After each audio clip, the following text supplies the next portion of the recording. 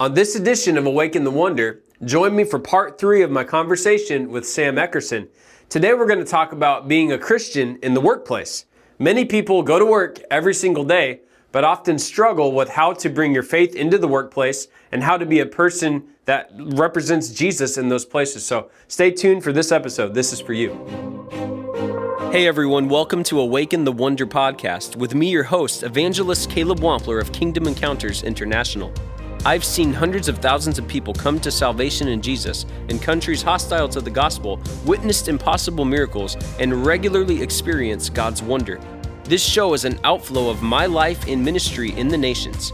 Tune in weekly to hear miracle testimonies and encouraging stories from the fields of harvest from both me and my global ministry network. As we journey ahead, may you hunger for God as never before and awaken the wonder of your relationship with Jesus. Hey, did you know I'm on Instagram as well? You can follow me at Evangelist Caleb Wampler, and you can follow our behind-the-scenes studio recordings, updates as we travel around the world, and see behind-the-scenes things that we don't release in any other area. My friend, do you want to join us on Instagram today? It's going to be a great blessing to you. Be sure to follow Evangelist Caleb Wampler. Hey, welcome back to another edition of Awaken the Wonder. I'm excited to join you today here in the Orlando studio, and I have my dear friend Sam Eckerson back in the studio. Welcome back, man. Thank you. Appreciate it. What an amazing week this has been, man. Yeah, it's been awesome. You had the first day, you're talking about being healed of a head injury that literally left you for dead. Yeah. And then the second day, you went into your skill set, man, your strength. Yeah. You're the best networker I know. I appreciate it. Thank you. Appreciate it. If you did not hear the first 2 episodes, I would encourage you to go back and listen. They're going to be a great blessing to you and really an encouragement, because many of us, especially with things like networking, you know, we're like, well, what's that? How do I do that? You know, and today we're going to talk about even an extension of that, which is how to be, as a businessman, a businesswoman, to bring your faith into the workplace, how to love people through those things. And Sam, literally is doing this every single day, and he's become a dear friend of mine. He is a real estate agent though, and I would love to give him an opportunity if you are looking for a real estate agent, if you're here in Central Florida, or if you just are in any state, really. He has a network that expands the entire nation. So Sam, would love to give you a chance to talk about that. Yeah, no, I appreciate it. So I'm a realtor with Keller Williams, one of the top agents here in Orlando, top producing agents here. So love it. The best way to get a hold of me is probably a couple ways, actually, is personal Facebook page. On there a lot. So Sam Eckerson, that's just my name, is on Facebook. And then the Eckerson team is my Facebook business page. Check it out there. And then if you personally want to email me, I love connecting, hearing stories, getting together, doing Zoom calls. That's a lot nowadays, a lot of Zoom stuff if you're across the nation. But sam@theeckersonteam.com. sam@theeckersonteam.com. Got a lot of good people that are part of my team that help, and we'll get it connected and to help get together and talk and how I can add value. So now for the team, we'll put, or for the YouTube video, we'll put the link on there. But can you just go ahead and spell that for those that are listening on the audio today? Sure. So Sam, and then and then the THE Eckerson ECKERSON team.com. Awesome. sam@theeckersonteam.com. Perfect. Thanks, man. Now, today we're going to talk about being in business. You've been in business for a long time. You were in ministry. You went to Bible school and had a rich history of ministry. You have your glory days in there, and you have the not so good days in there, just through your heritage and the things you've been through. But you were healed. You've been redeemed. And the Lord has brought you through things even recently, just like every other person. We're all going through it, man. Yeah, absolutely. But to see how God has put his hand of favor on your life, a hand of blessing on your life, it really is incredible, and it's something that we would all want to emulate. But even within that, you're a hard worker, man. Yeah. You plant a lot, and so you reap because of it. Yeah. And many of us make hard work and excellence as too difficult. You know, we make these things as these ethereal ideas, but really it's just consistency, habitual success, doing the day in and day out and doing it well. And you emulate that. Absolutely. How have you become such a person of character and integrity and such a hard worker? Well, yeah, no, I appreciate that. So thank you for that. But one of the things I would like to say is something in the season that I'm in now, because hard work, Midwest work ethic, my heritage is a bunch of farmers. My grandparents were farmers, and That's what I grew up with. So that's just in my blood is hard work. But during this season, you have to question, like, the billionaires that have that have the money, they're not working 1,000 times more than you. So what are they doing? Yeah, we all got 24 hours, right? Exactly. So they have a system model, right? And that's where, for me, the Bible says, let peace be your umpire. And that's where in this season, God is just really just teaching and showing me that, okay, your work ethic can only get you so far. And it really is just let peace be your umpire, which means let peace direct and dictate, set the rules, the ground rules for your day. And that's where I'm really in this season pursuing peace. Because God is the Prince of Peace. He's not the Prince of Strife. He's not the Prince of Stress.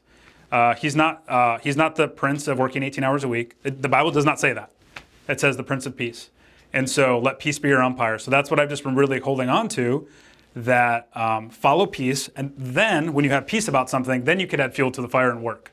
So if you don't feel peace on a business deal, on a business leading, on starting a company or whatever, do you just run away right away, even if you like the people? Not necessarily. I more get introspective and ask God why. Yeah. I ask God, is something in me, something in them? Is it the timing? Is it location? Like, what is that? A lot of times I know, while I was here, somebody just texted me and something that could look like it wouldn't go in my favor, but I already know what's happening because God just told me.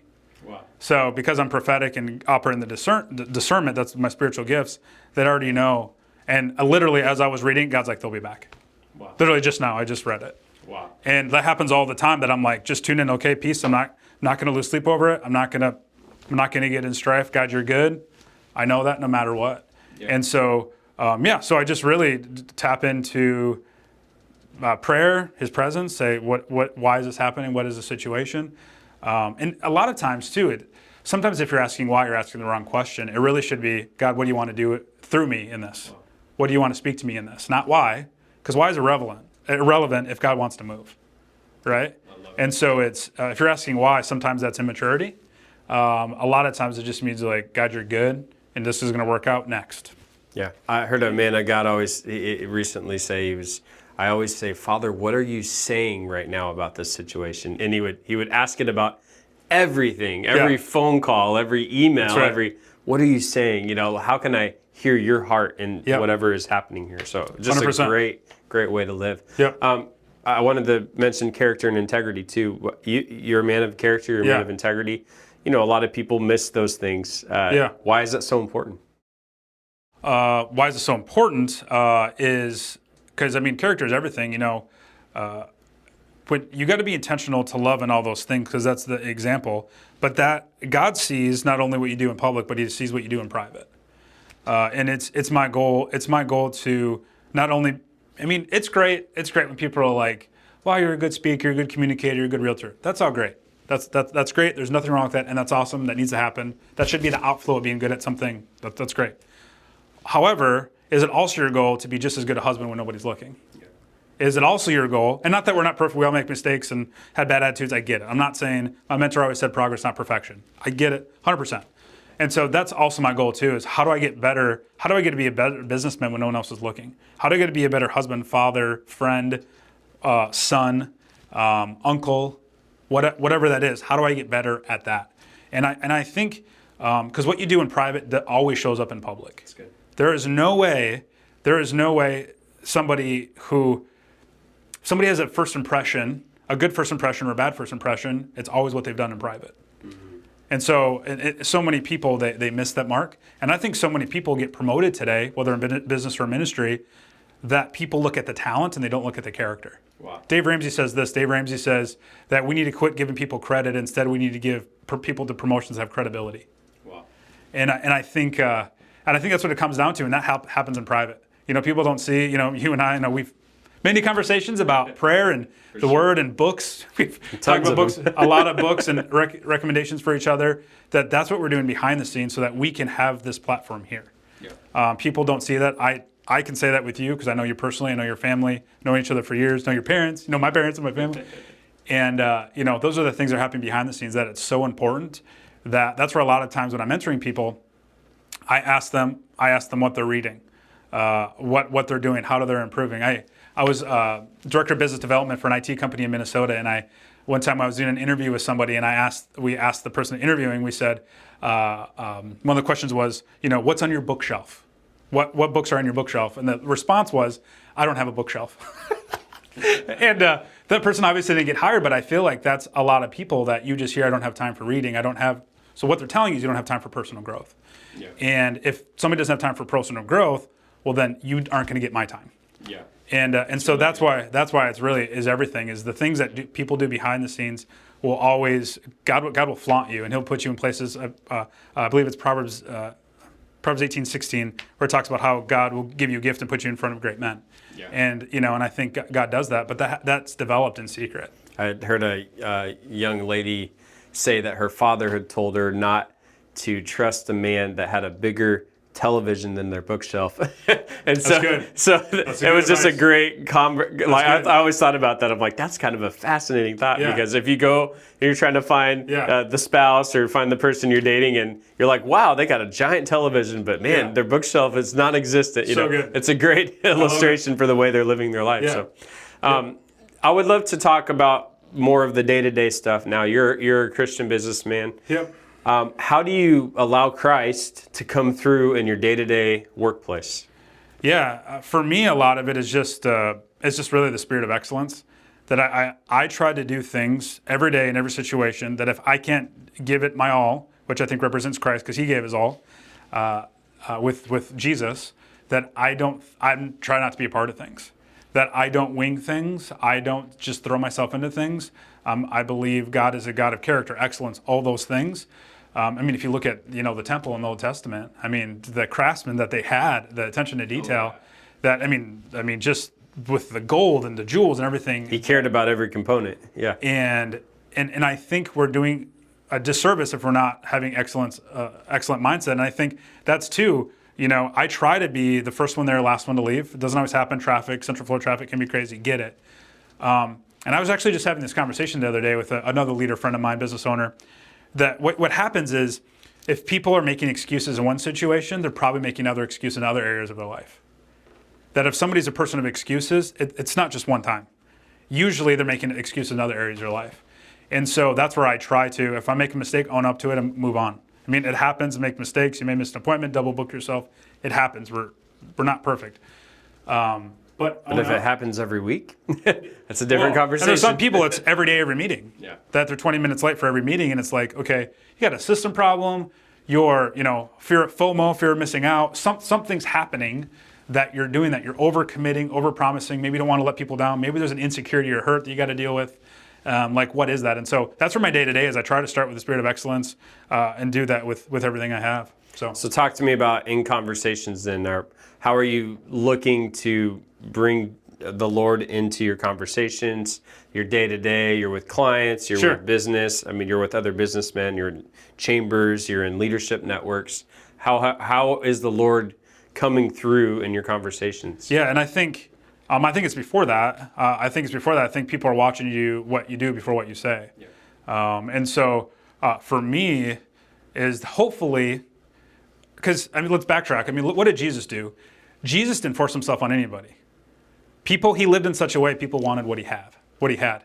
So my question to me is, I asked myself this a lot. I said, did I live in such a way today that people wanted what I had?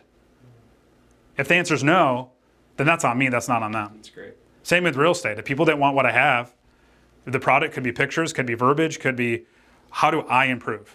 Because what happens if you say someone else did something and that's why I responded bad, so it's their fault. Well, then they just have control over your life. You just gave them authority over your life if you're always pointing fingers and making excuses. Mm-hmm. Instead, it should always be point at yourself. How can I improve? How can I get better? And so that's where for me, I just try to make excuses, and I try to live in such a way people want what I have. So then they ask me. A lot of times, I remember, I don't know if I've ever told you this story before, but it's total for the situation. It totally makes sense that, in St. Louis Park, do you know where St. Louis Park is? And so I worked at a grocery store there. It's not there anymore, called Olmsted Super Value. Started bagging groceries when I was 14 years old, and then kind of worked my way up to management. When I was 18, I was a manager there. And started bagging groceries, and then I became a cashier, and me and my brother worked there too. And there was a lady there, which is interesting too, with all the racism stuff going on, that she was African American. And when she was there, she was a believer. We would just go smile, and we would love on her. She would love on us, and just smile, try to make each other's day. And I was intentional. I saw her come in, and I would just always try to make her day. Like 14, 15 years old, I was intentional about doing that. And one day she came in and she went to the register, and she was crying. And I think I was cashiering at that time. And I said, "Hey, what's going on? Are you okay?" And she said, "Seeing you and your brother smile is what got me through my day." She said, my husband just lost his job and my son is suicidal. And she said, "You're the reason that got me through it." Wow. And I literally was a teenager. And so that was just my upbringing of growing up in church is people are watching you. They really, really are. And so people don't care what you preach at church. They care how you preach at work. Yeah. They care how you work. They care how you act. Me and my brother, not our name for ourselves, the management leadership, we would walk in and they would say, "Here's the dream team, we're good to go." They literally call us the dream team. Wow. And we were the first ones there, last one to leave, took the least amount of breaks, the shortest breaks. We outworked everybody, had the most energy, always had a positive attitude, and people just watched us. So we both got promoted. We're both in management when we were teenagers, just kept getting promoted. And they were going to give me promotions earlier, but legally I couldn't do things because I wasn't 18, so I couldn't get promoted. Wow. and so what a beautiful illustration, though. Yeah, and so I literally would have people say that to me. My brother at the deli got to win somebody the Lord at the deli. Wow. He was a manager on duty and got to pray with one of the staff members. They were going through some time, and so so it's just amazing that if you look for it, you live well. People will come to you and ask for that. Now, I realize that maybe the topic might seem unrelated, but because we could talk about prayer, we could talk about the secret place, we could talk about leadership development or personal development. Yeah. But all those things really tie into this, which is if people are watching you, it's what's coming out of your life. I always love the scripture in Proverbs, out of the abundance of the heart, the mouth speaks. Yep. And so, and really you could really rephrase it to out of the abundance of your life, your life lives, Yeah. And it's that concept that you're always living and you're always promoting something by how you do things. You've been very intentional. Nobody would even know this because they go, "Oh, well, Sam's a real estate agent. He loves people well. He knows how to network. He's doing good in his business." But the part that the average person wouldn't see is that you're up early every morning. Yep. Well before most of the people listening to this podcast are, and you're praying, you're seeking the Lord, you're prayer walking, you're circling things in prayer, you're reading a book that you focus on each month or each week, depending on the season of your life, and you're saying, "How can I develop? How can I learn?" And before people have eaten breakfast, you've already spent 2 and 3 and 4 hours sometimes just in the presence of the Lord and in leadership development. Yep. That's what comes out of your life, but they don't see that 2 to 3 to 4 hours each morning. So 100%. Talk to me about that part of it, because that element really, I think, is what you're saying today. If you want to be better in your leadership, in your life, 100%. I'll say that because you probably wouldn't say it about yourself. I appreciate it. But thank you for doing that because your life demonstrates it. How can people do that? What kind of things do you do? Well, and that really got to me. I studied this in high school, that the average CEO, leader, multimillionaire, they typically, wake up 3 to 4 hours before everybody else. And so I started researching that and studying that it's like, look at success, Christian or not, what does success look like?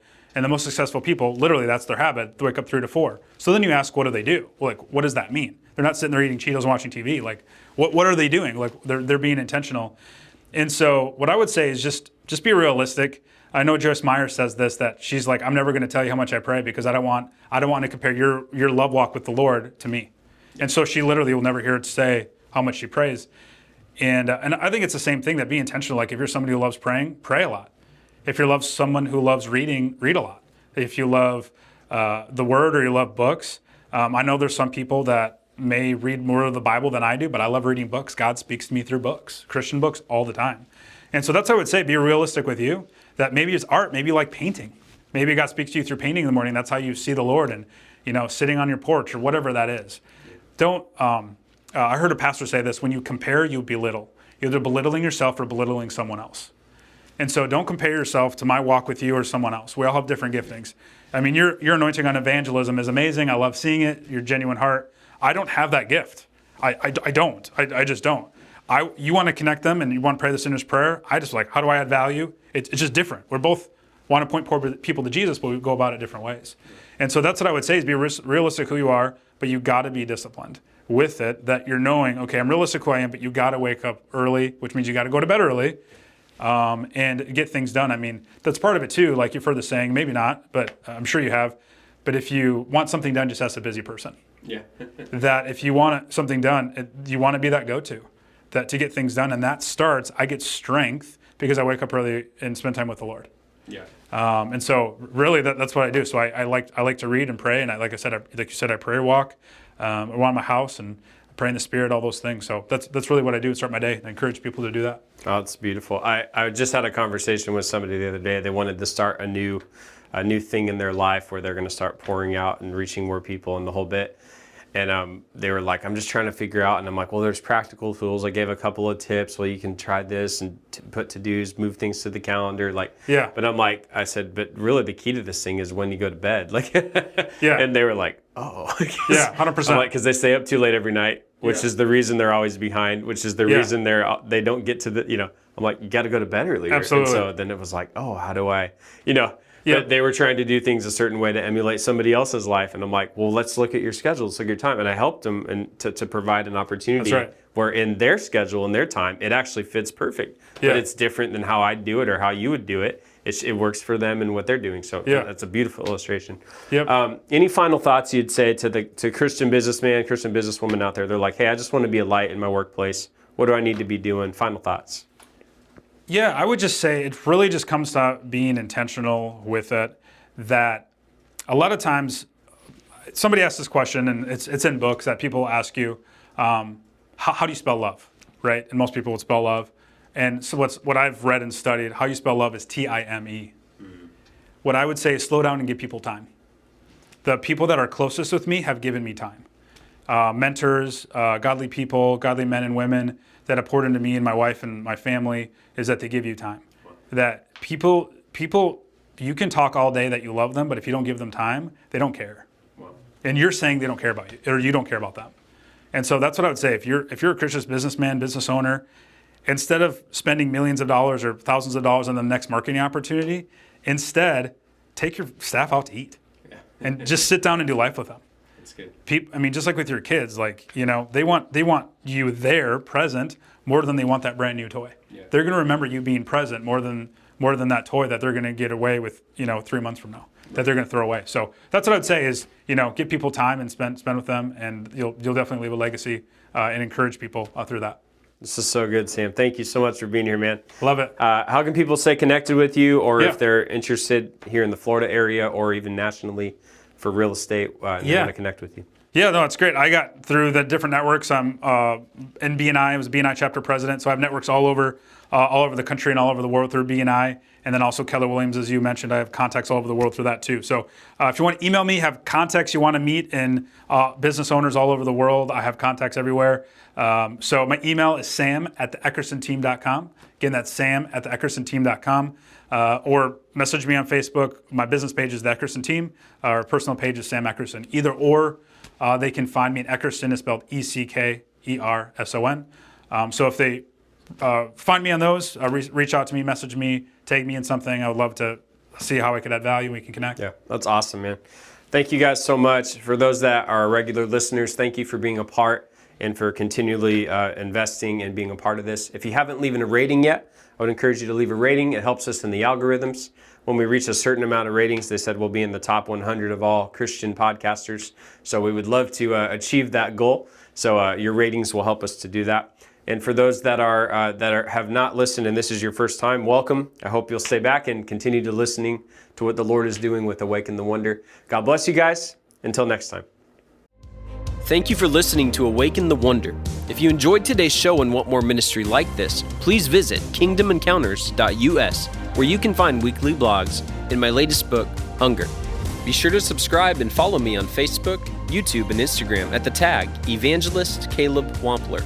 If the Lord leads you to partner with us in the nations in prayer and giving, visit kingdomencounters.us. I'll see you next time.